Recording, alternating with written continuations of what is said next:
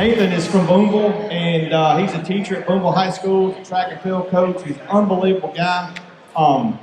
Nathan's also a youth minister out at Jumpertown Methodist. Booneville Methodist. He was at Jumpertown Methodist for a while. He's at Booneville Methodist now.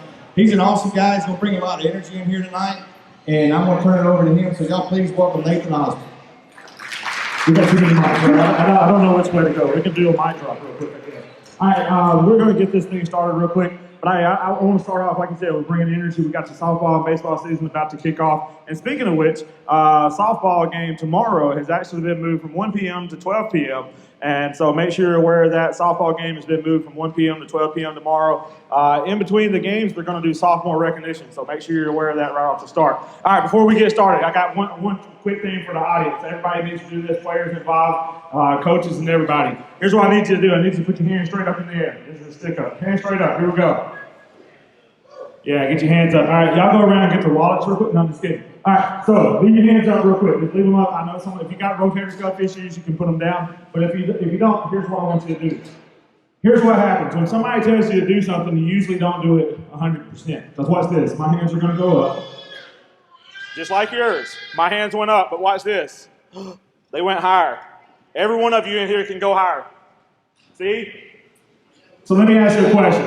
You can put your hands down and relax for just a second. Baseball, softball players, your season's about to start, so let me ask you a question.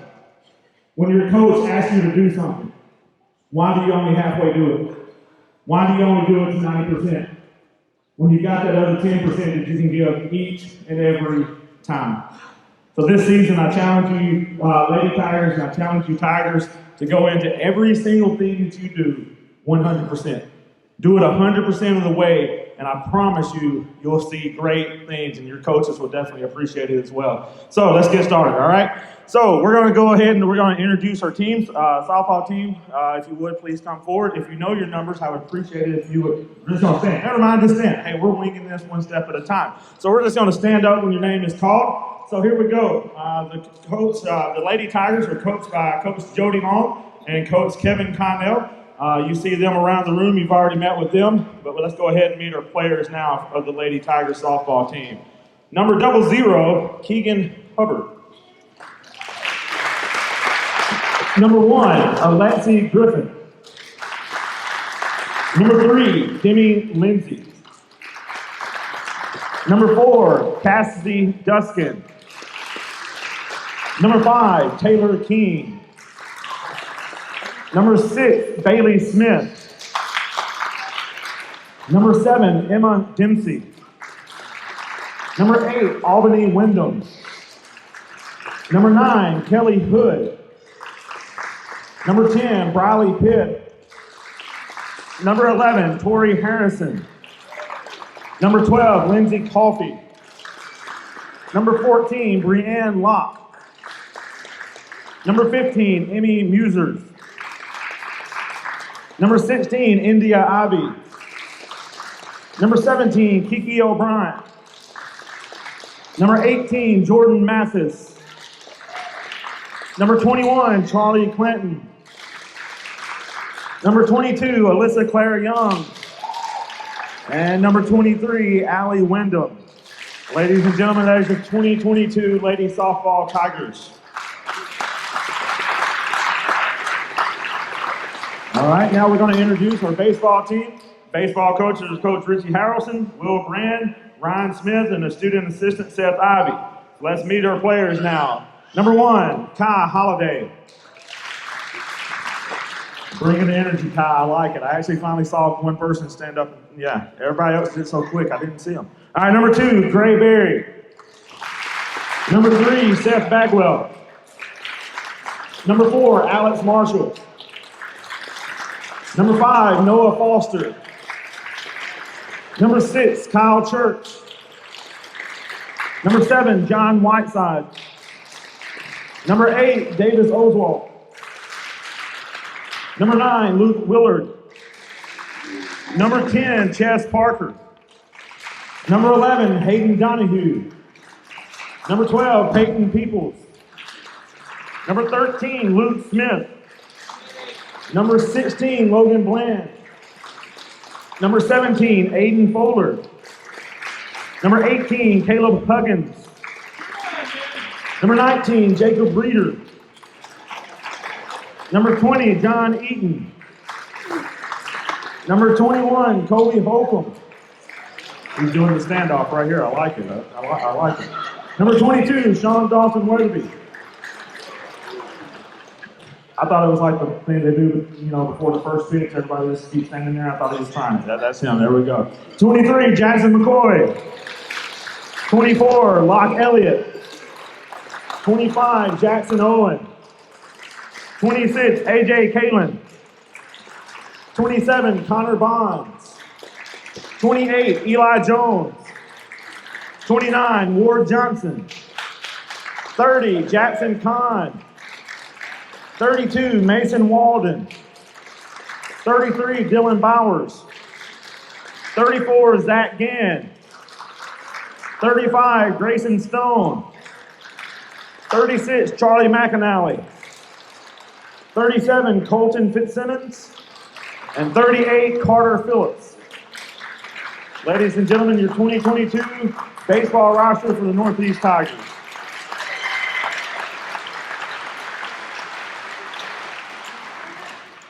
All right, at this time, we're going to be having a player from each team come up. First, we're going to ask for the lady Tiger from the softball team to come at this time.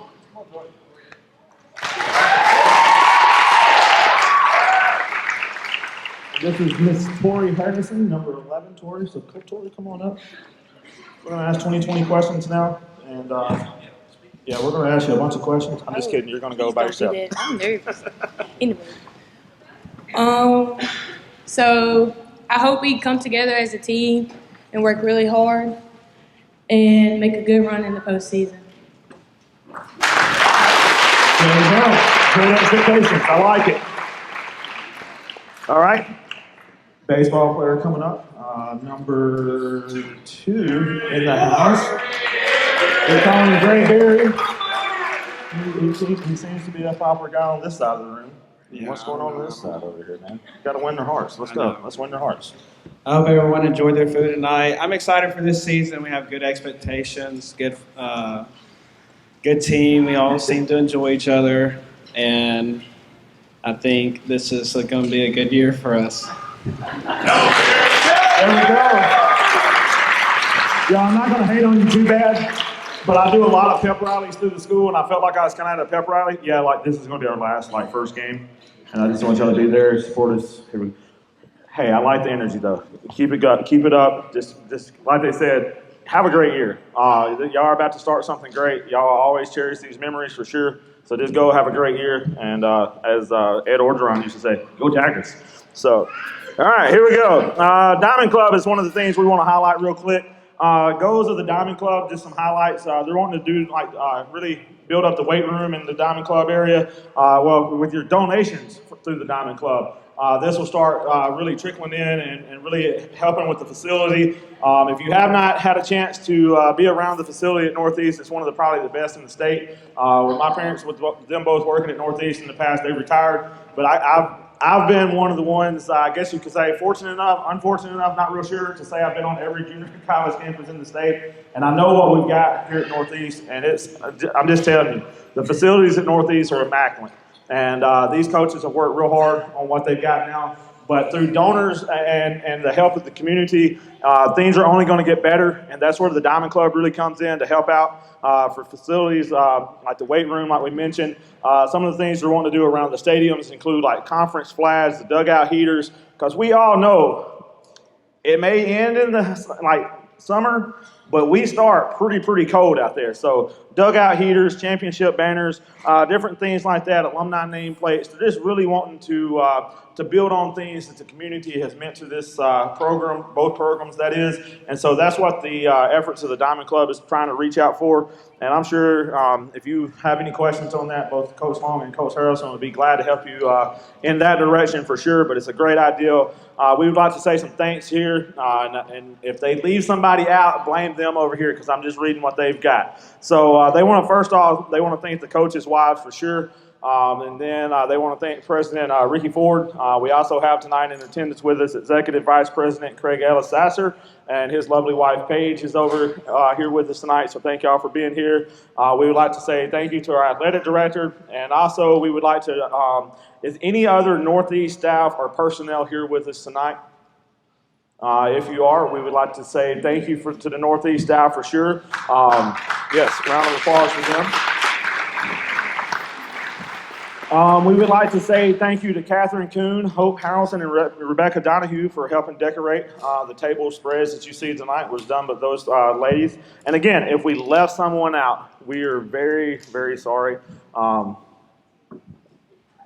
Hey, Nate, you don't know this, but our Adidas rep is here tonight. Mr. Jerry Laughter.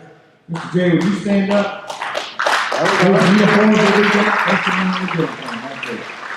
Mr. Jerry, glad to have you on the size 12. Just let you know, just anything you got, okay? I'm just kidding. Good to have you, though, Mr. Jerry.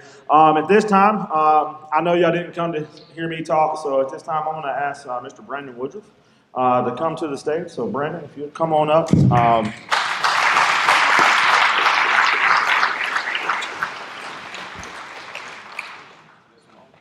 It's supposed to be on. We hope it's on, right? This guy beside me is Mr. Brandon Woodruff. He is a two-time All-Star. He finished 5th in the National League Cy Young this past year, and that's pretty awesome. Y'all might as well just go ahead and clap because he's here with us. We got Mr. Two-time All-Star, 5th in the National League Cy Young. I mean, that's some awesome accomplishments. He's from right down the road, Wheeler, Mississippi. His lovely wife is right there. I was like, where'd she go? Joni is right there, and we have his 17-month-old, the true all-star of the family, Ms. Kyler Woodruff over there.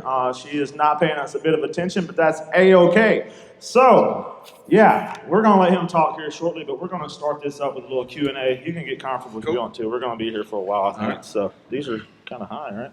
So, big question. How did you meet Joni? All right. Let's see. We were talking about this, I don't know, a couple of days ago. Get it right. She first came to Wheeler in the 8th grade and started playing softball. I think I lived right by the high school, but I basically just hopped on my four-wheeler and I would used to go over and watch them practice softball. And I think that was probably the first time that we met. And hello. Hey, Kyler. And so that was probably the first time we met, and then during the school year. So I got you. She came to Wheeler in the 8th grade, and we've been together since 10.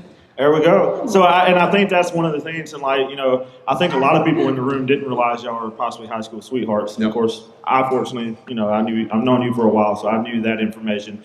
Let's see. This is a good one. Where did the name Dino come from? So can't do this now, but they used to have.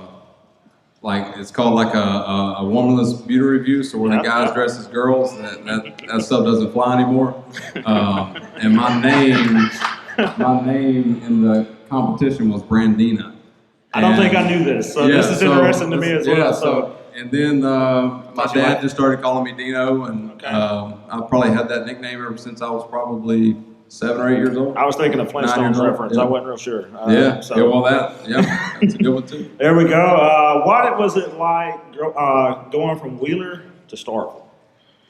That was a huge change for me. Wheeler is such a small town, our community really, and going to Tupelo even where there's movie theaters, there's red lights. We don't have any red lights in Wheeler. Tupelo was a big deal. Going to Starkville, honestly, my dream was to come and play at Northeast. My brother played here, and I think, that's where I had my goal set to come play at Northeast, and I thought that's what I was going to do, and kind of, I guess, just grew up a little bit and got good at baseball and state, come knocking, and that was my dream school. I grew up a state fan, so that's, I ended up getting drafted in high school and then ended up going to Mississippi State, chose to go there. And Right. So Let's see. You brought up something just then about you as a local. You kind of looked at Northeast, and that was kind of a dream set. That was something I did kind of overlook on my notes. Real quick, do we have any other former Lady Tiger or former baseball players in the crowd with us tonight? I know we got Murdoch over here. We got Craig Ellis over here. If you was a former Lady Tiger or Tiger, if you would please stand at this time. There we go. We got some alum in the house with us tonight, so thank you so much for coming and hanging out with us tonight. So, Brandon, next question. Let's see. What was it like getting that big call to the big leagues? Pretty wild. I've got a pretty interesting story for that one. In 2000, so going through college, I had a lot of struggles. I was good early on and then was not good before I got drafted. But I knew I had the ability to be good. So got into pro ball really the first year where I really started to understand pitching and understand, I guess, the art of pitching and how to get people out was in 2016. And I was in AA, ended up winning AA, our minor league pitcher of the year for the Brewers that year. Then the next year I went to AAA and knew that I had a good shot at debuting that year. Things kind of worked out. There was a doubleheader in St. Louis coming up. They needed an extra guy to start. I didn't quite know if it was going to be me, but I had a good feeling. And when you get called up for the first time, and especially in AAA from any affiliate, it's a big deal. Usually, the coaching staff, they try to keep it quiet because they know days in advance of what's going to happen. And after it was a day game on a Sunday, I believe, in Colorado Springs. And we had just got done playing, come in the clubhouse, and the manager called a meeting. He has everybody come in the clubhouse and get in a big circle and basically said that I was getting called up. And then, the whole room basically goes crazy. It's a big deal. And so then I go from Colorado Springs, fly out to St. Louis. I have a day to kind of collect myself a little bit. It's pretty nerve-wracking. So we had a doubleheader. There was a game at 1, and then there was a game at 7. I was going to throw the first game. And it was like June the 13th, 14th, somewhere in the middle of June, hot as all get out. It was like 98 that day. Humidity out of the roof, just what we expect from, being here. And I get out there, I'm warming up, feeling good. I get into my stretching, and I'm stretching my lower half, my legs, and before I go down into a stretch, and at the time I didn't know what happened, but I pulled my hamstring is what I did. So before I could pick up a baseball in the big leagues, I pulled my hamstring and I was on the DL and not even picked up a baseball in the big leagues. And you talk about like crushing you because you think you're only going to have one opportunity, kind of show what you can do. I remember doing it and I thought my hip had kind of popped out of place. I didn't really, because I never had to pull anything ever. And I remember walking up to the pitching coach and I said, "Hey, DJ, I think I just pulled my hamstring." And he gave me like the most, I can't even really describe, yeah, basically. And he's like, "You sure it's not a cramp? You sure it's not?" And I said, "No, I tried to bend over and touch try to just touch my toes, and I couldn't get past. I mean, I just couldn't bend down. It was fire set on my leg." So I pulled my hamstring walking back into the clubhouse and sitting on the trainer's table, face down. Basically, I was sobbing. I was crying. Thought I'd wasted my opportunity. Went to Arizona rehab, where during the summers there, Arizona's where our spring training complex is. The summers there, it's 115, can get up to 120. I'm sitting there rehabbing a hamstring, haven't picked up a ball to pitch in the big leagues yet, and I'm sitting on the big league DL. And so then once I got back, I finally, made my official debut August, I believe, 13th or somewhere in there in Tampa against the Rays, and ended up I slept better the night before because I knew what to expect all the way up until I picked up a baseball. Ended up, I think, going 6 1/3 of maybe 1 run. Ended up getting the win in the game, and so my first big league start turned out to be pretty good. There we go. I mean, that's pretty awesome. Yeah. Unfortunate, but yet awesome at the same time. You hit on a little bit about the injury there, but for some of us in the room, they may have followed your career. Let's go back to Mississippi State. We're going through some motions there, and we feel some pain in the elbow. And, that's college age for you. And we're in a room here tonight with a lot of college guys and a lot of college ladies. And unfortunately, injury is something that we all have to deal with at the athletic standpoint. I guess, set the injury up, what happened to you, and then just talk about where you found the inner strength to push through to get to where you are. I go back to we'll say high school. I got drafted in the 5th round by the Rangers. Very seriously thought about going into pro ball out of high school.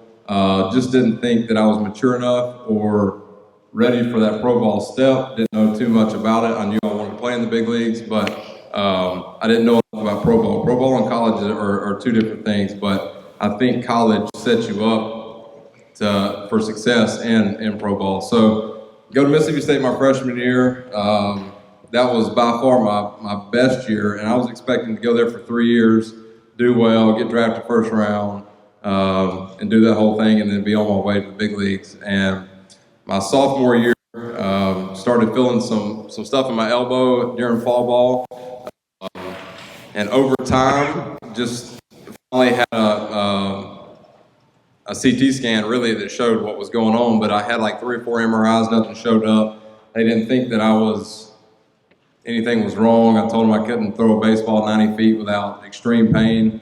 Come to find out I had a stress fracture in my elbow, but I'm going throughout the first part of that season, and I can't even get out of the first inning in a couple midweek starts. And that's pretty disheartening for somebody like myself who expects a lot out of myself. And I can't even get out of a midweek game against teams that you're beating 18-0.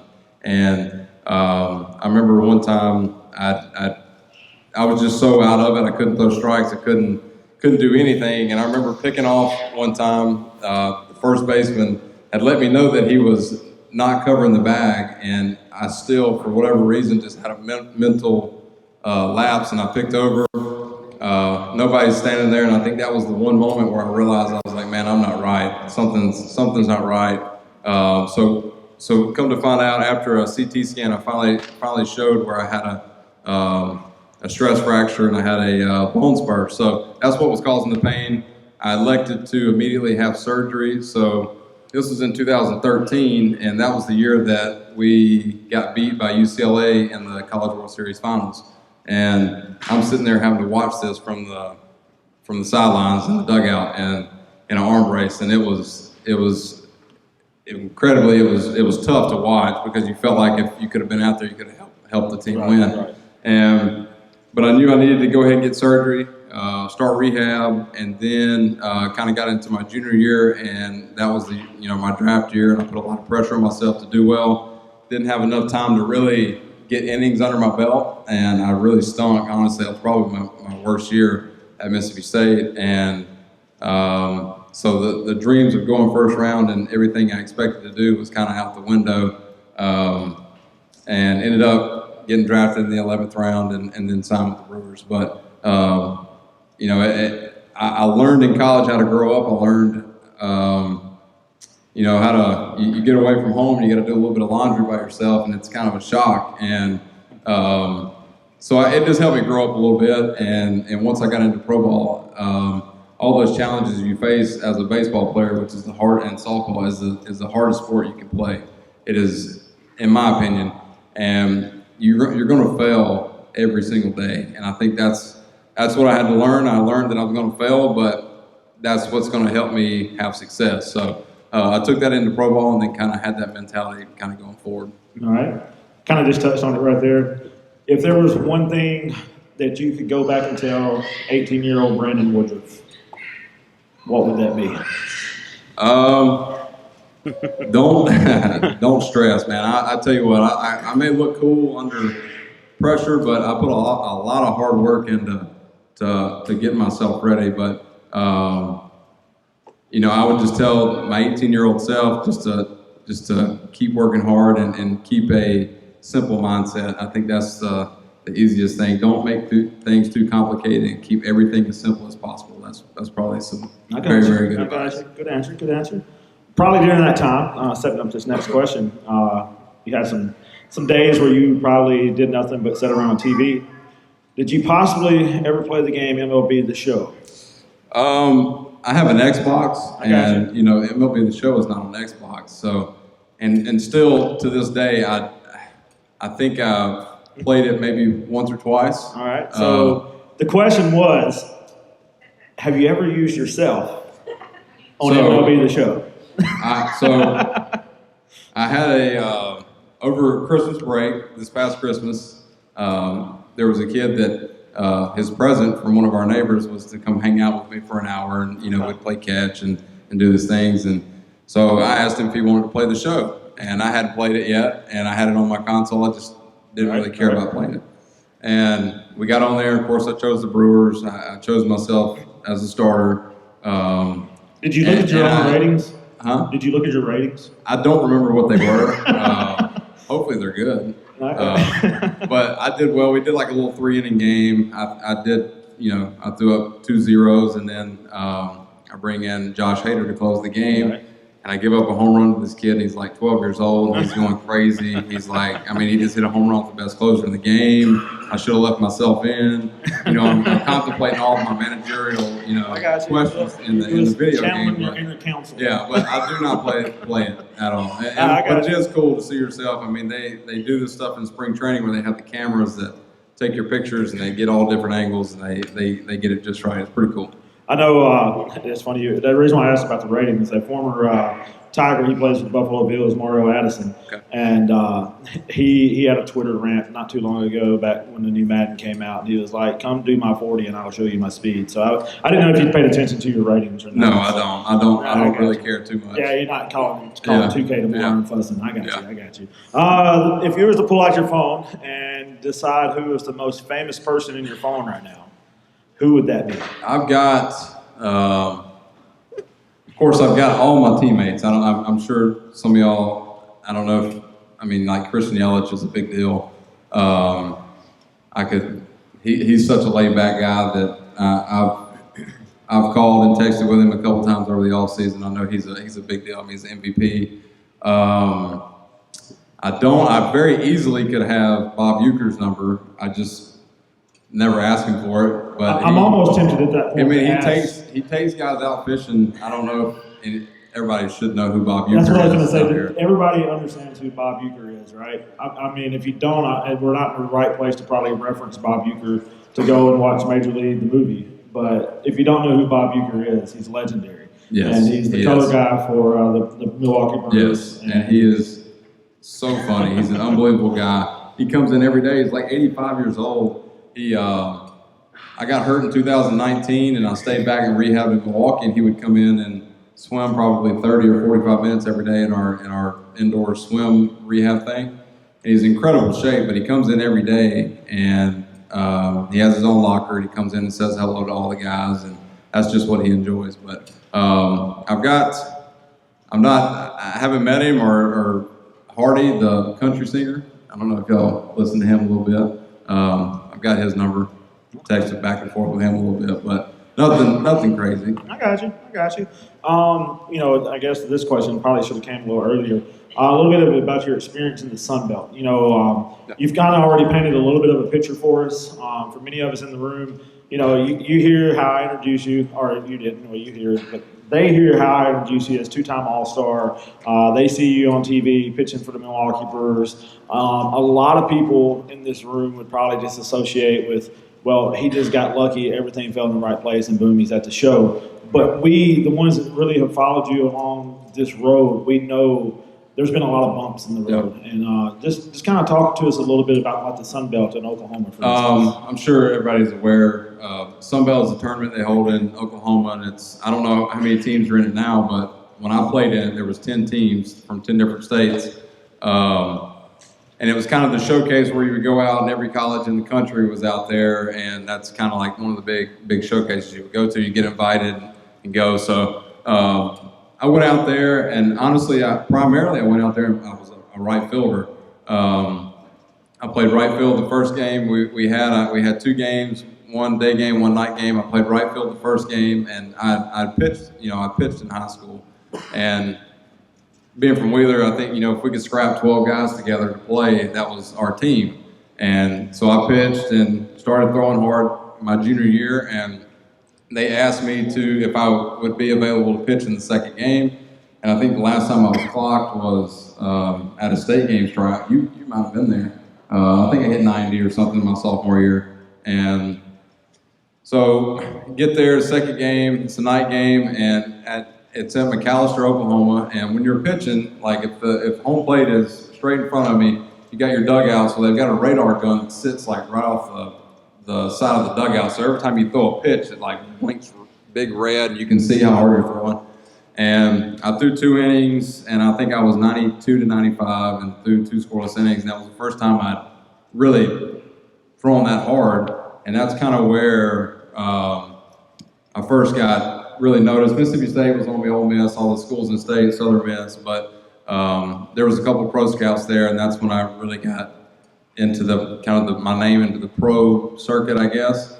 And shortly after that, I got invited to the Under Armour All-American game. But when people ask if, the whole travel ball deal where parents have to pay tons and tons of money to send their kids to these tournaments in East Cobb or down in Jupiter in Florida, I never did any of that. I played Legion ball. I played it, from the time I got into high school to the time I got to college. And I always tell everybody, if you're willing to put the work in and you're good enough, people will find you. You don't have to go pay a ton of money to go to these showcases. Your name will get out there. Now, I didn't know at the time, my parents just couldn't afford for me to go at the time. So I played Legion ball, and that was the funnest ball I ever played, playing with my buddies. Enjoyed every summer, but Sunbelt was the first time I really got noticed and kind of got my name out there. I got you. I thought you were going with if you build it, they'll come to it for a second. Maybe, yeah. Let's see. So that kind of gives you a little idea. You mentioned the Under Armour All-Star game.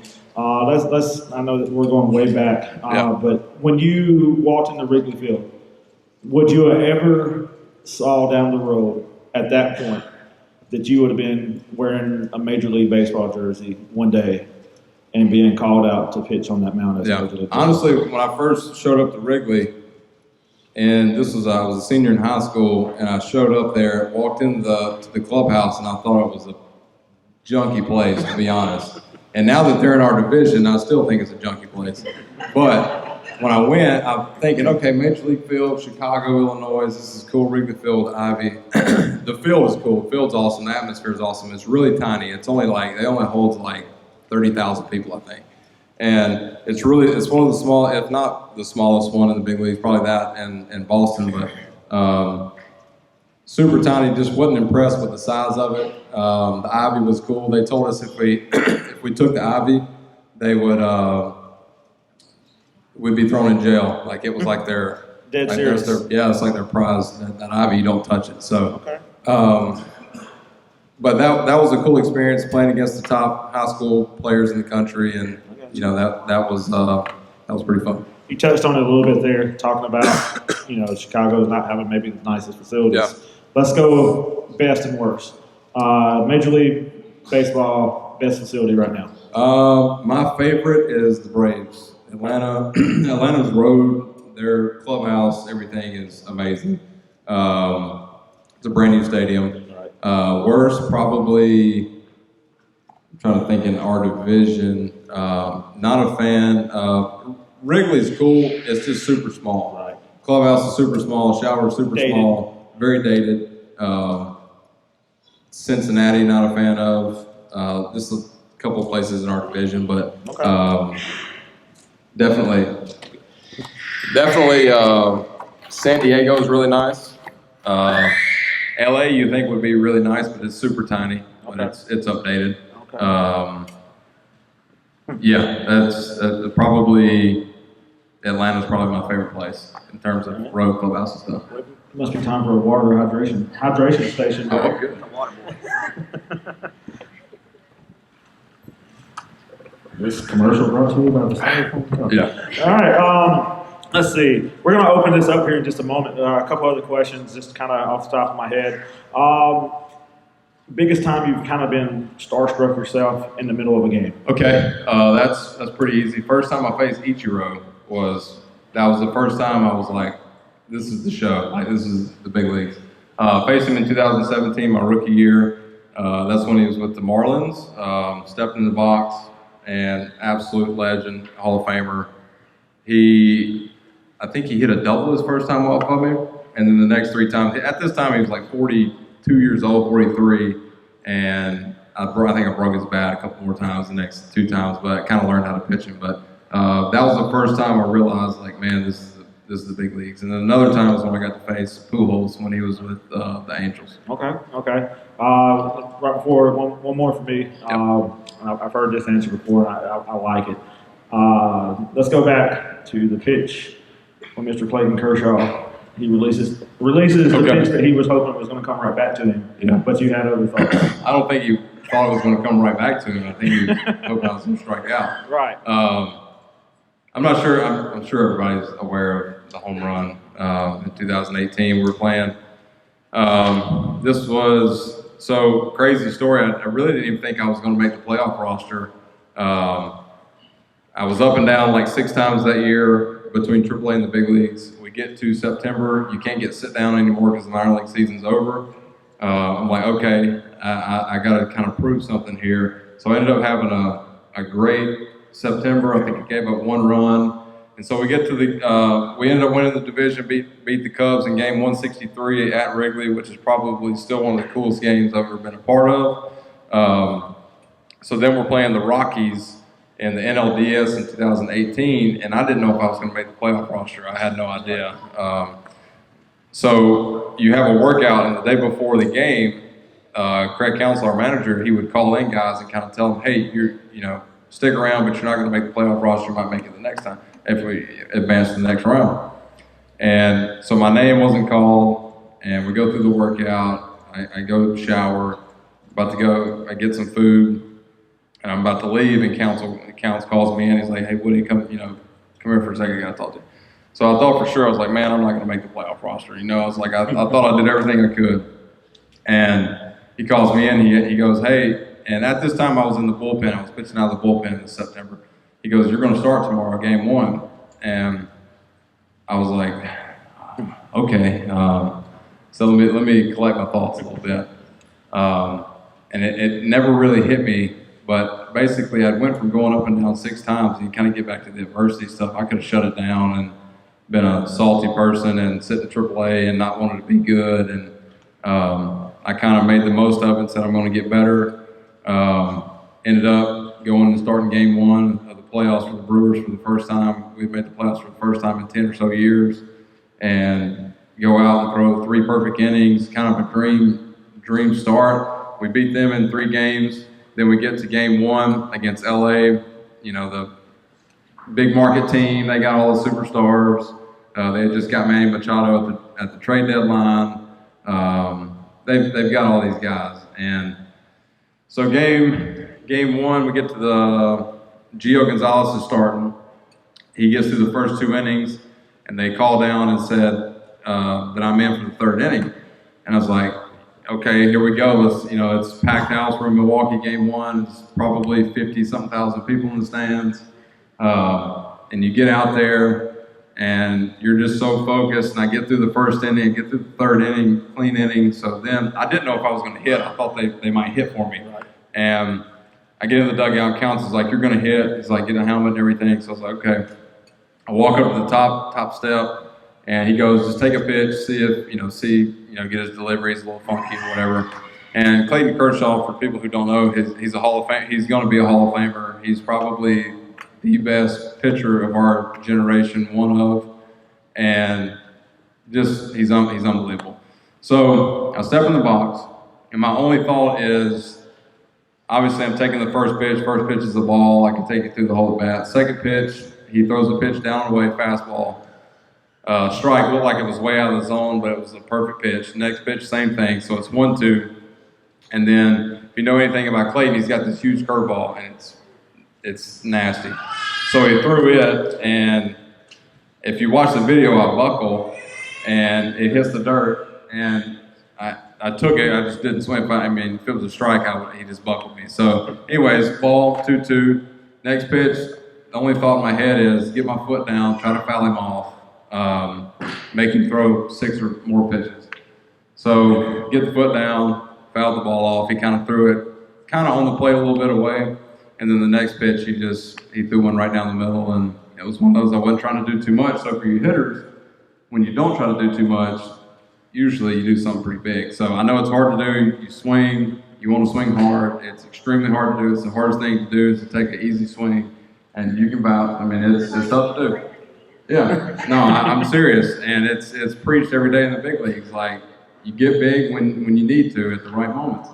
But I just took an easy swing. I was trying to foul him off, honestly, and he threw it right down the middle. And it was one of those I hit it, and I didn't feel it off the bat. And I knew. And the first thing I said to myself in my head was like, I got it. And I'm running to first. I see Bellinger pull up in center field. I see the ball hit, up in right center. That was about the time I was touching first, and then after that, I kind of just I seriously don't remember too much running from first to third. I remember slapping Lorenzo Cain's hand because he was on deck, and then going through the dugout, and then Ryan Braun was like, I remember him hitting me and saying, "Hey, they want an encore. They want come out on top step."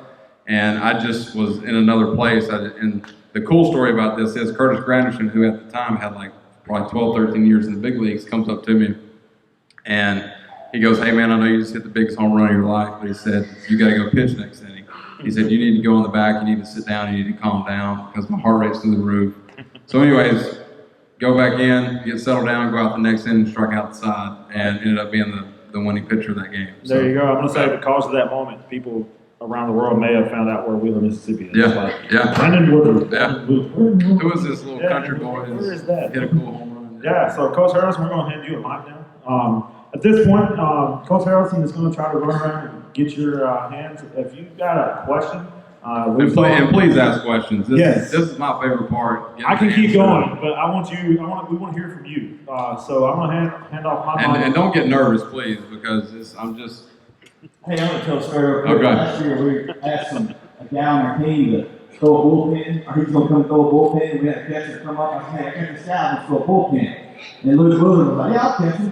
And then after they threw the bullpen, Luke was like, "Coach, that dude's good. Who is that?" He said, "He gets no strike." But look, I'm going to walk around, and I want you to ask us a question. What's it like being a big leaguer?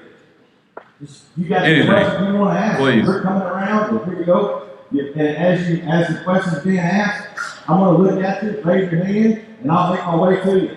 All right? And hopefully some of the players ask questions too. Yeah, Don't get shy. Who's of course, major leaguers are all good. Yeah. Who's the guy that you just, not maybe dread, but maybe the hardest guy to get out? Okay. Maybe who's the guy that you've had the most success, not really look forward to? Yeah. This is so two people come off the top of my head, and it's against the Cardinals. When Arenado was in Colorado, I couldn't get him out. And still now, when he steps in the box, he's so good at making adjustments. So I have a plan of how to get people out, and when I throw a pitch, I try to read a swing. So their swing tells me what they're trying to do. Well, he does a really good job of making adjustments just from pitch to pitch, and he's just really tough. And I mean, he's one of the best in the game. Another guy I think I've had really good success against Yachty. He's even though he's a sneaky, that guy he's really good at thinking along with you, just being around the game for so long. But I've done pretty well against him. But the tough guys I have a problem with are the more like contact leadoff type hitters for me.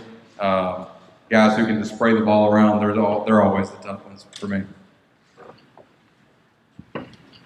Hey, I had the pleasure of taking care of your parents and your grandmother, and it was right after the All-Star game. Your dad came in for a regular visit, and of course we had to talk about you. Because so proud as a father of a 13-year-old.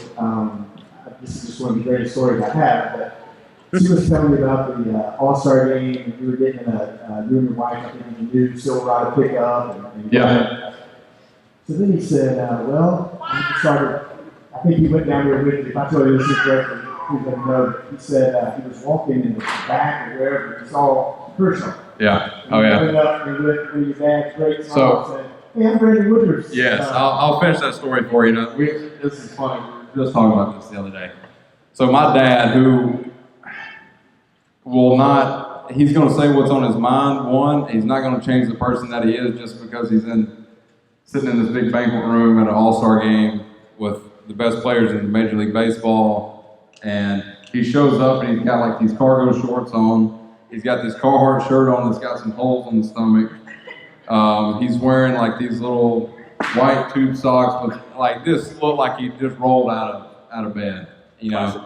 And that's just him. And I'm like, come on, Dad, you could have wore like maybe like a little button-up shirt, like a 2-button shirt or something like that. But he doesn't care. So, anyways, he sees Kershaw.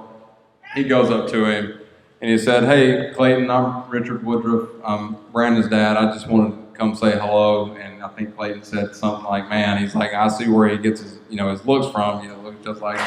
But it was just, for me, it was kind of embarrassing. But to him, like, he doesn't care, and he's got that moment of getting to meet Clayton Kershaw at the All-Star game. So yes, that story is true. But yeah, I wish he could have put on maybe just a little 2-button shirt. That would have made everything better. One more thing I'll say quickly. I kind of looked at last year or before, but you were starting the first game, and he asked you to sign 3 cards. So he walked up at the top of the first level, I think, and he found a kid with a Brandon Woodruff jersey. Yeah. And of course asked the father, "Hey, can I get this to you?" Son, of course, they were just freaked out. Yeah. And, So yeah, during the games, my dad does That's do so that. cool, though. Yeah, he'll bring cards with him. I'll sign a bunch, and then I've signed a bunch that he has, and he'll just bring with him when he goes to the games. He can't sit in the chairs for too long. He's always walking around the stadium, and what he does is he finds people that have my jersey on, kids, or whoever, and he asks them if they want a signed Brandon Woodruff card, and they're looking at this dude like, who the heck are you? And like, why do you have? But then they get to looking at him, and they're like, are you his dad or something? And he's like, yeah, and then he has to prove it to him, and then he gives him a card. But like that's what he likes doing. He likes to make little kids, night who's got my jersey and support me. Just so y'all know, Richard Woodruff, he's one of us. He is a good dude. Oh, yeah. Y'all ever seen he's Oh, one yeah. of us, and he is awesome to be around. You want to ask him? Yeah, Brandon, how fast is your best fastball? The hardest I've ever thrown was 100. Yeah. Is that your best hit? That is 100%. If I tell you it's coming, I'll let you know it's coming. If everybody in the stadium knows it's coming, that's the pitch I'm relying on. That's my number 1 pitch. We got a guy that can throw 100, you know that? I think I might have saw you. Might have showed me a video of that. Where he is. There he is. He's going to get there this year. Okay, that's good. Anybody else? A question? All right. Going over here to see Ziggy. He's a trainer. He's awesome. Chomping at the bit, asked a question. Yeah. Rubbing his hands. Hey, Brandon, how you doing? Hey, good. My only question is, first time you ever played at Fenway, what was that experience like? So I've been to Fenway, and I played in the Cape Cod League, the summer baseball league for college.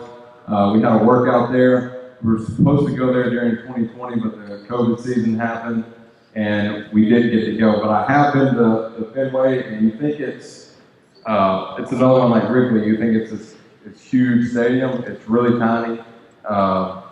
And I mean, the wall is literally, it's only 310. It's like a high school field, but the wall is like, it's taller than this wall here for sure. And basically, you just got to hit a pop up to hit it out the left. But it's a super cool field. And I think we might go to them this year, this coming year. And I think we don't get to go to New York play games, but I think they come to play us. But yeah, I'm looking forward to that one. I'll probably go in and sign the Monster Wall. You know how they do. They go in the door and sign it. I'll probably do all that. So. Hey. So what's the biggest difference in between going from high school to college, Okay. college to pro?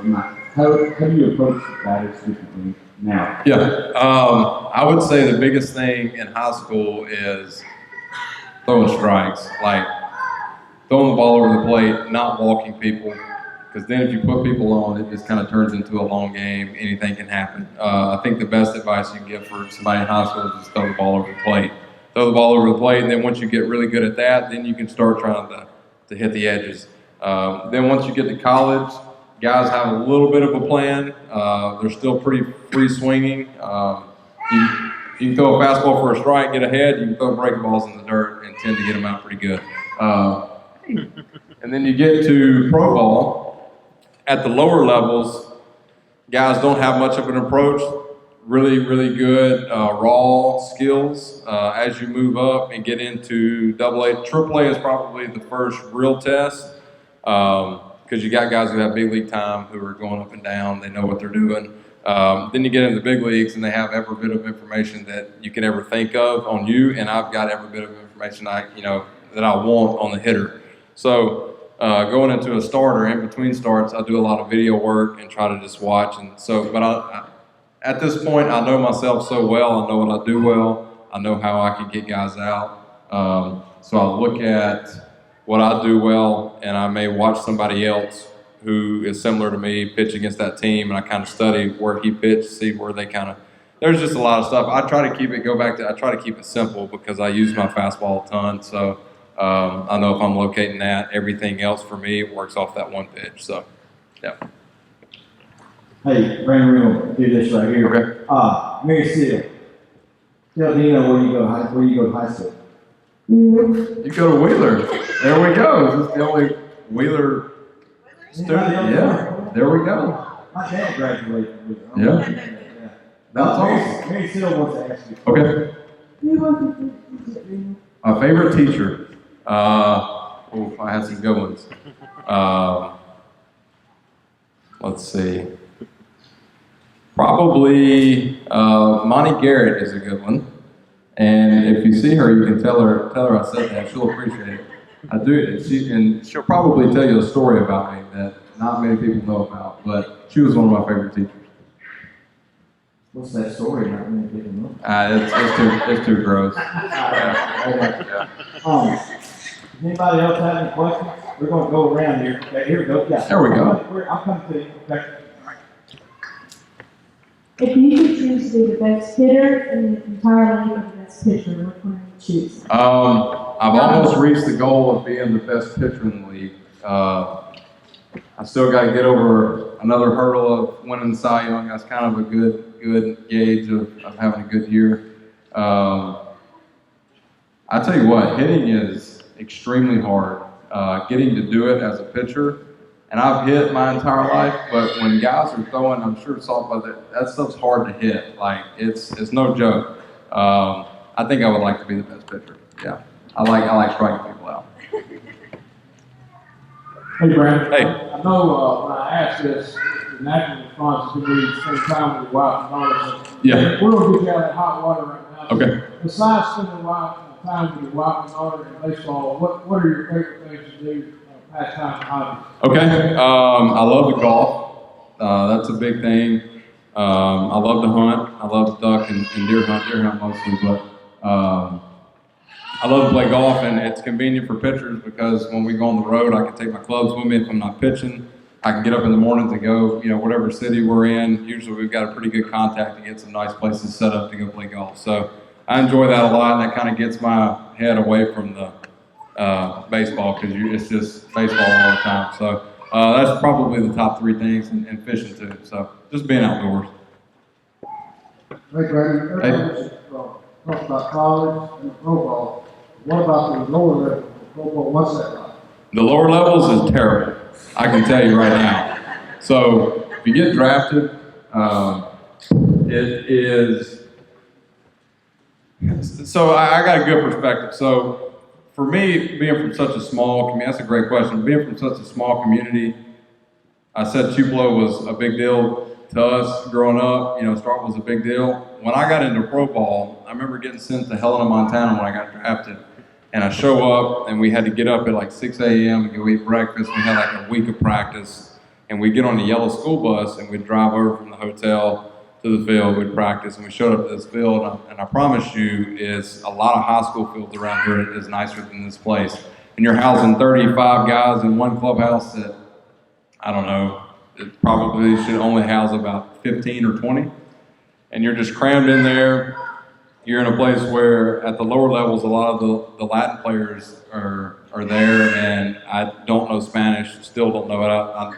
Unfortunately, I know a lot of the bad words, but it's just, the pay's not good at all.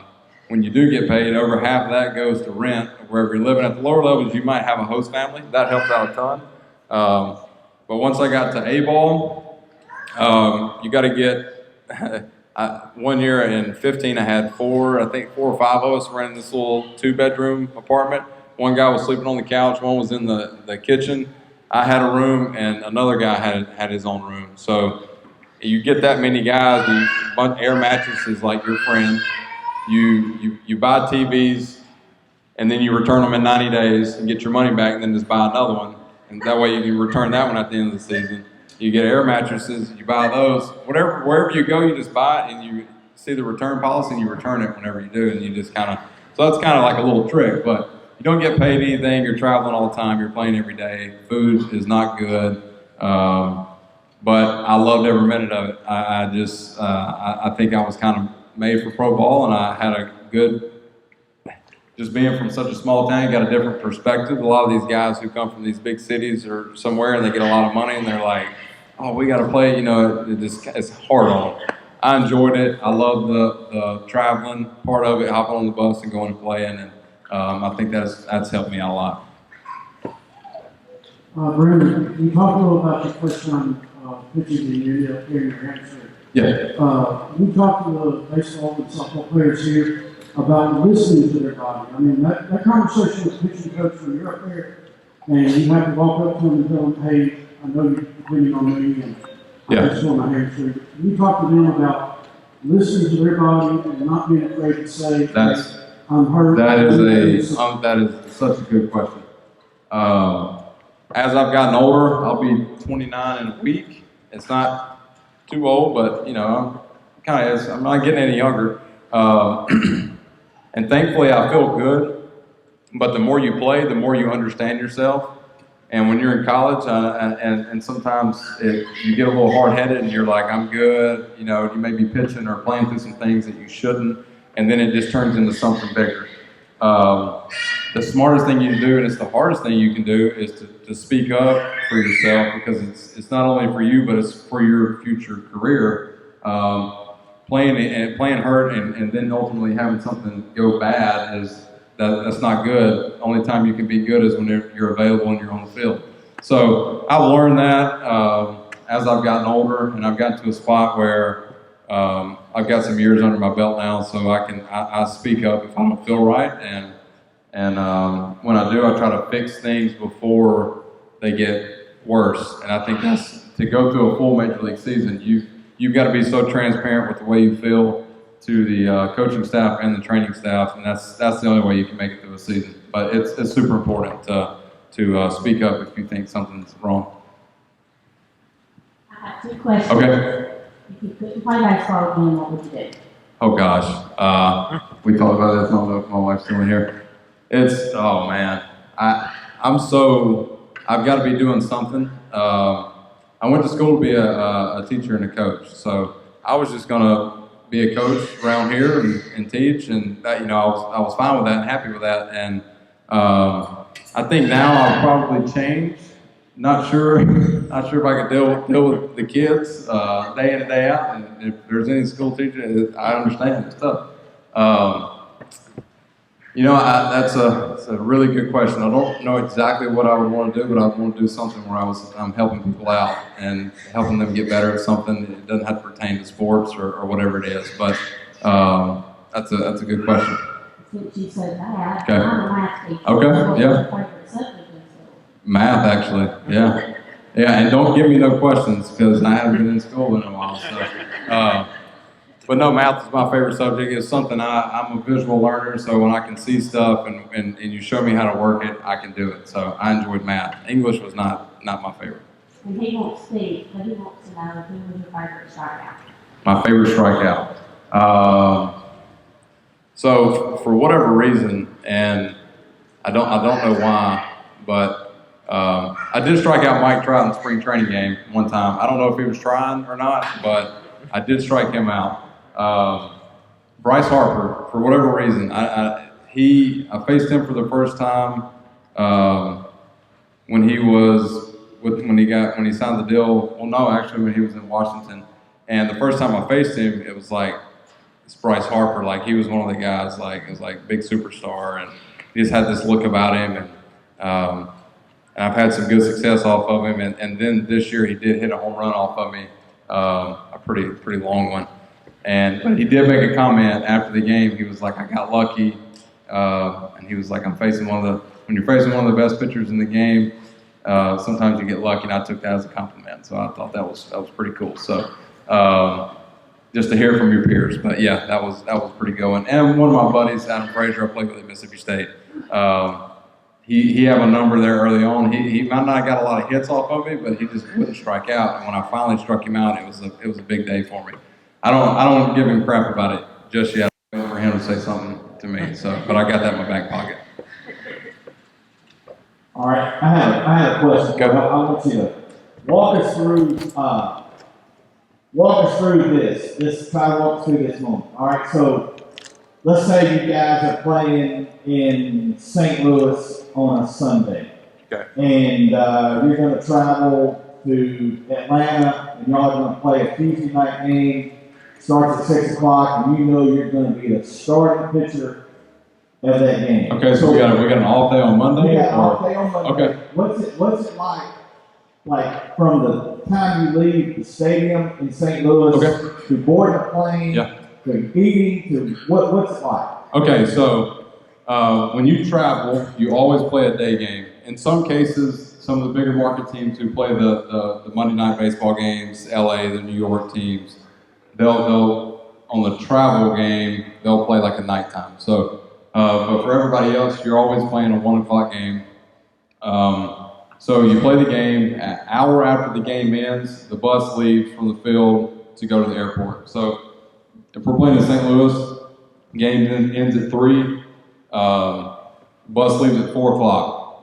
So usually I go in, shower up, get dressed. You got plenty of time to kind of just sit around. You eat. They have like a food room for you. You go in and eat. And then you got to pay the clubbies. So in each clubhouse, they have clubhouse workers, and they just help you out. They watch your uniforms, your clothes, anything you need. You know, if you need them to go get you some dip or whatever it is at a gas station somewhere, they'll go get you some dip. You just tip it. Anything you need done. So you tip all those guys before you leave, and then you go hop on the bus. You go from the bus to the airport, or get on the bus, leave the ballpark, go to the airport. This is the best part about it. You pull right up to the airplane, you step off, you hop on the airplane, you have your own row. You don't have to worry about sitting with other people. You have your own row where your luggage is supposed to go above. I think we use like a United plane where your luggage is supposed to go up top. There is some free space, but usually it's like covered in snacks, like any kind of snack you can think of. Then in the back, they have meals, hot and ready, 3 different meals. They give you some menu. You've got meals, you've got dessert, cheesecake, anything you want, ice cream. You can eat that on the flight. Usually the flight from St. Louis to Atlanta is not far. It may take an hour, but you get there. So then if we have an off day, they always have one trainer that goes in if you need work for guys who need therapy or whatever, just some maintenance stuff.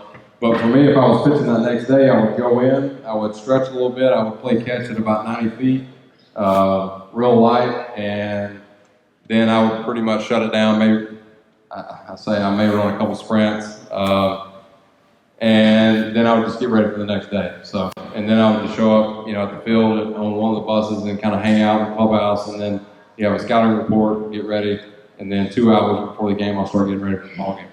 So that's what it looks like. So, you don't fly commercial.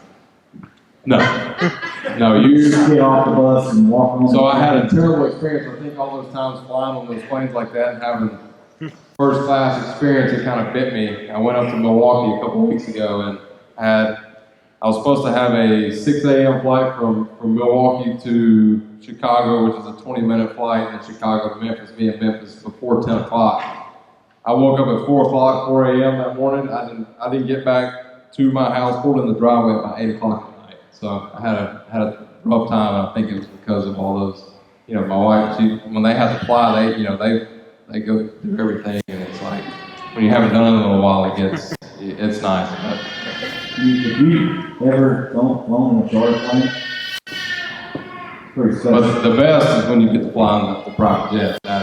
That's real nice. Yeah, we got to do that for in the All-Star game. If we make the All-Star game, the owner lets us use his plane. He flies us to the game. So that's pretty.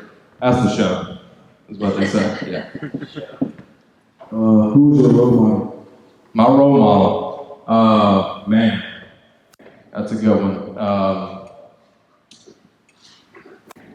I think an easy one would be my dad. He showed me how to be a man. He showed me everything I need to know in terms of being a man and growing up and being a dad. He's probably number one. In terms of sports, I think I look at, and this is, a lot of people can probably say this, but Kobe Bryant was such an inspiration for, I think, a lot of people. Just his mental aspect of the game was like bar none. Like he's unbelievable. Just the way he practiced, the way he attacked the game, the way he put in a lot of work. You kind of wish you could be like that. So that's another pretty good question. This question came to me from someone. So, how much has the game changed from like when you were in high school to when you were in college to now professional baseball with technology? Yeah, I think that is the biggest thing that is different. So basically, for me, in 2019 is when I first got into the technology side of the game. I didn't understand it one bit. They tried to do all kind of stuff in my bullpens, tell me, trying to get this number. I didn't understand it. So I got to a point where I had enough information built up. I knew what I was successful at. I knew what made me good. And I knew how to apply that information to myself. So there's a number for everything. And now, this offseason I ended up getting the Rapsodo for myself, my personal one, and one of the slow-mo cameras to watch my hand go through my delivery and see how the ball's spinning and stuff. So, but I've got to a point where I know when I'm throwing my bullpens, if I can get it to a certain spot numbers, I know I'm in a good spot. So I'm not a guy who spins it extremely well. There's a lot of guys in the big leagues who spin it crazy. I'm not one of those guys. I spin it above average, but in terms of throwing my fastball, but I do other things different that make me, good at what I do. So I just understand those things, and that's what helps me out. All right. So this question is from Will Kohlmeyer. Okay. Kohlmeyer, everybody in the room just retired from working in the Northeast, and everybody over probably 35 in the room. Kohlmeyer used to be a sports guy on WGBA, and we all kind of grew up with him and know him. So he's a huge Brewers fan. And with him retiring, he couldn't be here tonight because it's a state ball thing with retirement. But with that said, this question is, what's your favorite thing about living in Wisconsin? Okay. You filming this, or you want me to send it to him? It's a good idea. Yes. Michael's filming. Okay, he's got it. All right. Hi, Will. All right. To Will, I know so from the first day I worked out in Northeast, I remember seeing him he was on an elliptical or something. He stopped me in the middle of his workout and told me, and I didn't know Will Kohlmeyer. Told me who he was. He was from Wisconsin. He's a huge Brewers fan. And I could tell he really just wanted to talk. Like, he just wanted to ask questions and stuff. And, I worked out in the Northeast for a couple of years and got to know him a little bit. And he still texts me to this day when the Bucks won the NBA Finals. He was in Milwaukee and talking to him. Anyways, awesome guy. And I would say probably the best thing, an easy answer would be the cheese curds. It's like, the easiest thing. There's cheese curds down here, but in Wisconsin, they're unbelievable. They've got some good, I tell you what, their parks, like their outdoor stuff to do up there is like top notch. Here, we have warmer weather up there, but up there, it's so cold for so long out of the year when it hits the summertime. Like their parks, their outdoor stuff, anything outdoor is like beautiful. Their golf courses are beautiful. But yeah, their food is really good. Cheese curds are probably my favorite. And I mean, the beer is like, they've got, that's a big deal. You can't do anything in Wisconsin without drinking beer. So, but yeah, cheese curds are probably my favorite. This question is a personal question. So, think about the mental aspect of the game. You mentioned after the home run, you go back in, and you play yourself. You have 2 to 3 minutes to do that. Yeah. Right? If it's commercial break, maybe longer. Yeah. The mental aspect of the game, for me personally, was one that I never conquered. Yeah. So, how do you get yourself in control? Okay. What do you go through to get yourself back where you can go pitch? Okay, that's an awesome question. I've had to work, the mental side of the game, I've had to work on so much. I've still not mastered it. I do a pretty good job at it, but, and I'm not ashamed to say this, and this, I talk to our team psychologist probably more than anybody on our staff. And it's just, I've gotten to the point now where I do some breathing stuff. I kind of do some, to help me center myself back up. Every time I get on the mound, if you'll watch, I usually look down a lot. I'm usually looking at a spot on the mound, usually take a breath, clear out what I did the pitch before or whatever just happened to pitch before, and I'm kind of reset. So it's like a reset, and I'm focused solely on the pitch I'm about to throw or that upcoming bat, or if I'm sitting in the dugout. Usually when I get in from an inning, I like to sit down. I like to do 3 or 4 deep breaths through my belly, settle back down. That kind of helps me with my breath. It all comes back to the breath. If you've ever noticed as a pitcher and you get on the mound and somebody's on first base and you try to come set, you catch yourself holding your breath or you might be breathing real fast. It's the hardest thing in the world to do is to control your breath and be calm. So, and then I kind of take that into, I think, certain ways when I'm on the mound. I think all positive reinforcement is so good for you. I think there's times I've been in bases loaded, no out jams, and I work out of it, and it's just like you take a pitch at a time. You're always positive, and like I go back to the failure part. You're going to fail. You're going to give up home runs. You're going to give up hits. You're going to give up runs, but that's just part of it. You just take a breath, focus back in, go to the next pitch. So I think that's, and I'll still struggle at it sometimes, but if I throw 100 pitches in the game, I want to be present for 100 pitches. That's the goal. So that's what I try to do. Since we called up to the big leagues, how many catchers did you have catching? Who's your favorite one to pitch to? Okay. Let's see. I've had 1, 2, 3. So we had Stephen Vogt, Yasmani Grandal, Manny Pena, Omar Narvaez, 4. Jet Bandy, 5. I've had probably 6 or 7. And that's the thing that's super important. The catcher-pitcher relationship is so important because when you go into a game, you want to know that the catcher knows what you're thinking and you guys are on the same page. So just having a really good relationship with the catcher is, you've got to have that.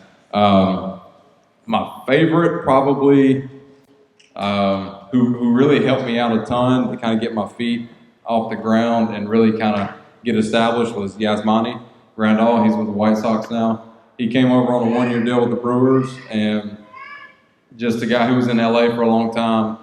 And anyways, he kind of helped me learn how to pitch with my fastball in the top of the zone and use my 2-seamer in a different spot. But we were always on the same page. So when I went into the game, I felt super comfortable. So every time, I'm a guy who doesn't like to, when he puts his fingers down, I like to get it. I like to go. I don't like to think too much, but there is times where I have a conviction on a certain pitch where I'll shake. But pitcher-catcher relationship is by far one of the most important things. Y'all's organization, where does the pitch come from? Catcher or the dugout? Catcher. So the catcher is just he's just a relayer of signs is the best way to put it. At the end of the day, I'm going to throw the pitch. I'm the one that stands in the mound. Nothing can start on the field until I release the ball. So I'm like the man in the center of the arena that starts everything. So nothing is being played until I throw the ball. So at the end of the day, I have to be the one that shakes my head yes, and I have to live with the consequences of what happens. So you can't blame your catcher. I know he may not, some of the pitchers, if he puts down something you don't like, you throw the pitch and you give up a homer, well, it's not his fault, it's your fault. And you have to live with that. So when you throw a pitch, you better make sure that that's the pitch you want to throw, and he's just relaying it. So, but that's where you have to work together and make sure you're on the same page. So I have to tell you guys a story. Like Coach Brand, Coach Connell, and Coach Norman will get mad at me because I tell a story to Brand all the time. It's one of the funniest stories ever. So he doesn't know where this is going. So Greg Ellis, Coach Sasser, Greg Ellis Sasser, a couple of years ago, Coach Scott was our pitching coach. You know what I'm going with? Coach Scott was our pitching coach. We were doing some work in the field over there with White. Comes up to me, Coach Scott used to never ask me for anything, ever. He would never ask a favor. He's like, Coach, I need a favor. So what you got? He said, man, I need you to call Mr. Sasser. He said, man, we had a guy who brought this up. He said, we had a guy kick Dino out of Burgess. And for you guys who don't know Burgess, that's our workout facility for all the students. I said, he did what? He said, yeah, he kicked him out. All right. So I immediately picked up the phone, and so when Brandon went in, our guy, he's awesome. He's a good guy. He walked in, and Brandon gave him his ID, and his ID didn't work. And so Brandon, being the humble person that he is, our guy said, well, what do you do?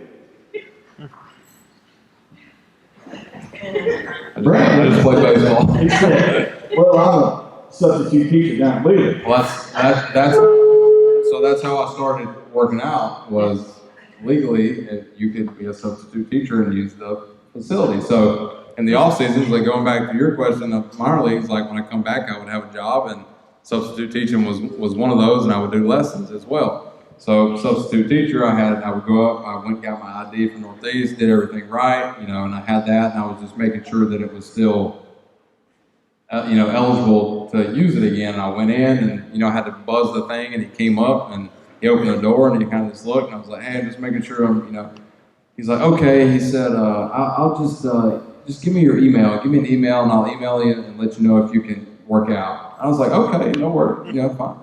But then I got thinking, I'm like, man, I really need somewhere to work out. So then that's when I contacted y'all and then Greg, and I was like, man, I just need somewhere to work out. Because I called Craig Ellis on the hey Craig, look, I don't think our guy knew who Brandon was. Kick him out of Burgess. And he goes, that's not the way that happened, because he hung up on him. So we're listening to the story, and our guy named Brandon Elliott, who's over our maintenance facility, is standing there, and he's hearing this whole story. And so for you guys to know, I am leaving, going to campus on my subway, and Brandon Elliott had been to Burgess, and he is pulling out a red light. He is waving at me like this. He's waving. Come here. I pull over. He said, man, guess what happened? I said, what? He said, I ain't been in there 10 minutes. He said, I walked in, and he said, our guy, he goes, you ever heard of the guy named Brandon Woodruff? Brandon Elliott said, heck yeah, man, he pitches for the Brewers. And our guy was like, yeah, that's what I thought. So that's a funny story. Yeah. That's a good story, man, because he's so humble and he just, And then every time I would come in, he was the nicest guy in the world. Like he tried to cater to me, anything I needed. I was like, no, just leave me alone. I just want to go work out. So yeah, but he was the nicest guy after that. I'm gonna put you on the spot here, all right? Huh? Any chance you're going to the Brewers? Any chance what? Any chance you're going to the Brewers? The Braves? Oh, the Braves. Okay. I don't think that's probably a zero chance. I know there's a lot of people in here that love that. Oh no. I would like to see the other. Any other questions? Nice chunk. That's Johnny and Scott. It's either the Braves or the Cardinals. So I know that's the two. Yeah, shoot here first. We would love to have you at Cardinals. Just saying, you leave the Brewers behind, but my question is, and I don't know how much you know that or not, but when are we going to play? When's this, lockout and everything going on? What you read is about all I know. So each team has a union rep for us. He relays information. Basically, MLB is trying to make the players look like the bad guys. And we're not. We're playing. There's incentive to play on both sides. They don't want to lose money. We don't want to lose money. So I don't think the season will be in jeopardy. I think spring training may be delayed a week or two. That's probably all. That's all the information I really have. What you read in the news or in articles or whatever you see is kind of what I know too. So it's just as players, we're trying to be treated fairly, and I know that's kind of. Well, we get paid a lot of money to play the game of baseball, but that's not all that entails. That's just the surface of it. So we're trying to be treated fairly, just like anybody else would in the workforce. And we just happen to get to play baseball. So hopefully they get it figured out pretty soon. But I'm tired of sitting around waiting because we can't even talk to people in our organization. Nobody will call us. We can't call them. We try to call them. They won't answer the phone. It's pretty frustrating. So we're just waiting to see what happens, but there'll be baseball. I don't think the regular season will be delayed, so I hope that makes you happy. There we go. Well, hey, we wondered if they would ask questions. We got questions. There we go. Yeah. So, Coach, any other questions? Any other questions? We're going to do, I guess, final call for the question. Anything else? Nobody put you on the spot, really. Nope. I mean, that was... You can breathe easy now. It's over. Fun. Yeah. I know Coach Harrelson's going to come up here in a second. Coach Long's asked me to close out the prayer, but I'll do that after your thing. So I'll let you say something, and Coach Long said if I close out the prayer. And so I'll let you say something, and then I'll close it out. Coach Long, you want to say anything? Hey, how awesome is that? Like, that is unbelievable.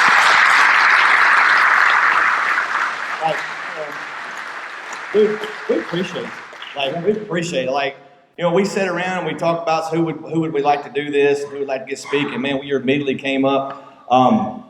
Coach Long, you got to get the speaker next year. I don't know how you're going to top this. So this has been awesome, man. We appreciate you.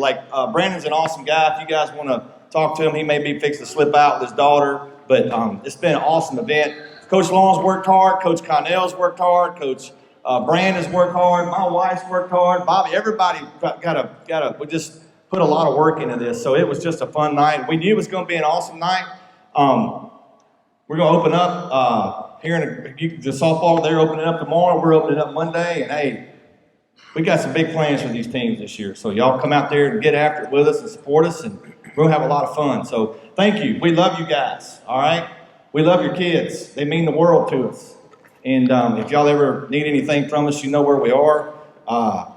One of the things that I did want to say is our Diamond Club this year. If you're interested in joining, you can talk to Coach Long or Coach Connell, myself. I just want to let you know that we topped about $17,000 this year just in our Diamond Club alone. And that goes into the improvement of our facility each and every year. And just so you guys know, if you've been into our indoor, every bit of our indoor was raised, the money was raised through our Diamond Club.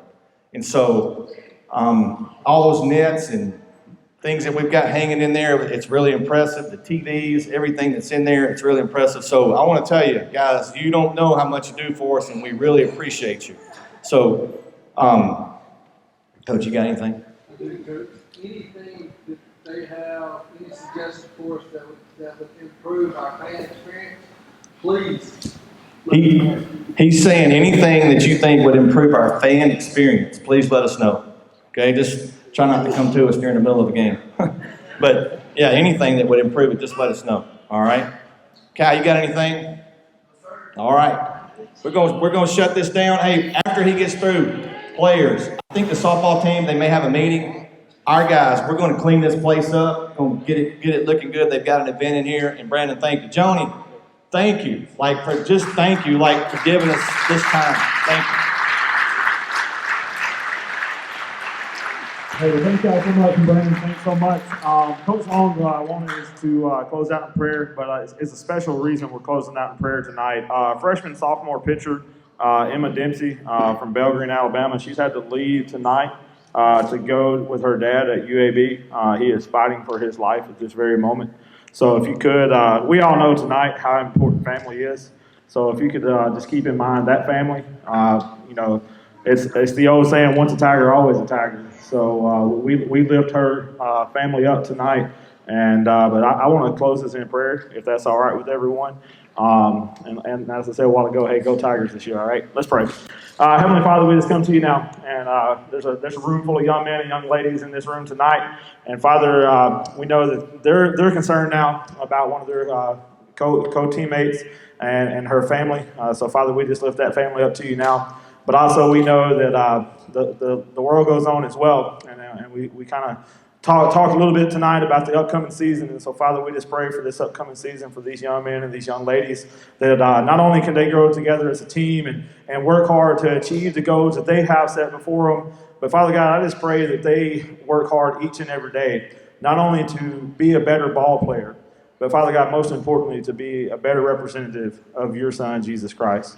So, Father God, may you be with these young men and these young ladies as they go forth this year, and may they play this game to glorify your name. Father God, we love you. In your name we pray. Amen.